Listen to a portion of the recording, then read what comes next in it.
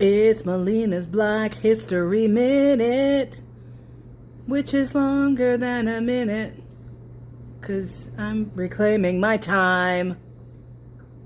Yeah. Welcome to Mollena's Black History Minute, courtesy of Black History Flashcards. Check them out on urbanintellectuals.com. Love the cards, love the site, love those guys. These make excellent gifts. Surely you know someone who could use a little bit of history. Probably you could as well, because there's so much I'm learning just from keeping these cards on the daily, on the reg, and there's like 3 more sets. Oh my God, you could be doing this forever. I'm not going to though. I'm terrible at commitment. So here we go. Today we are at number 27. And number 27, Mr. Kenyatta, who is someone I was not familiar with. Jomo Kenyatta, born October 20th, 1891, passed on to glory August 22nd, 1978.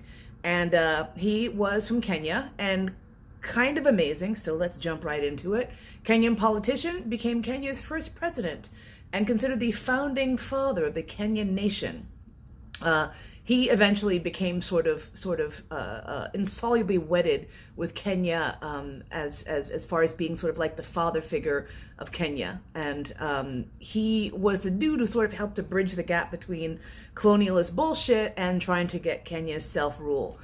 He led the Kenya African National Union (KANU) delegation to the first and second Lancaster Conference in London, where Kenya's independence constitution was negotiated in 1960 and 1962.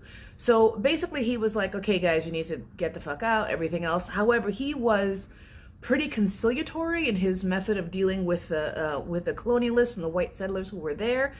Some people, of course, saw this as kind of like a little too conciliatory. But on the other hand, you got to say, you guys don't get to come here, shit all over our country, pull out all our resources, and then just leave scot-free. So he was invested in having all the folks who had been there, staying there to facilitate and to take part in Kenya becoming its own free and independent state.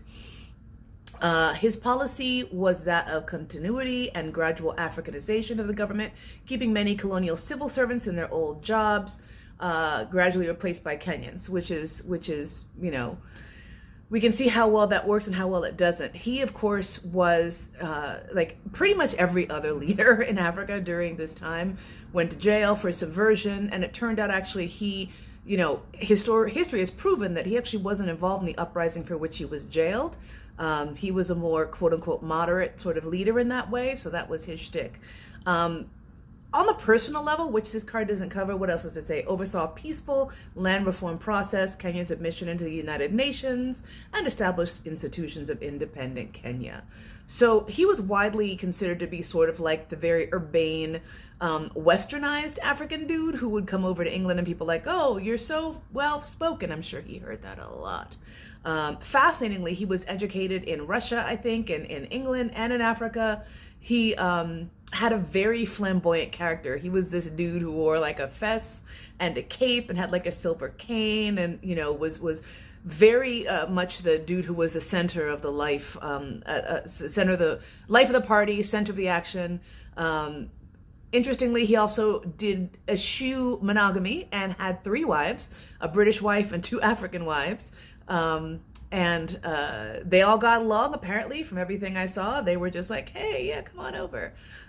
He was apparently not shy with the ladies and hit that up a lot of the time. And of course, like any other leader, faced accusations of, and not just accusations, I'm sure.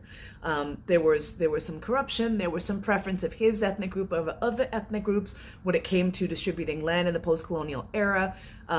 There was some really heavy-handed tactics, some indication that he might have had some political rivals assassinated or sort of let that happen.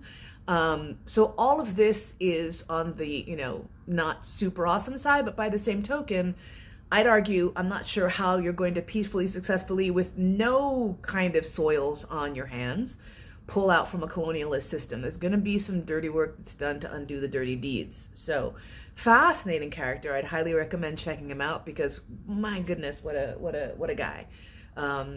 Thank you so much for checking out Mr. Kenyatta with me today.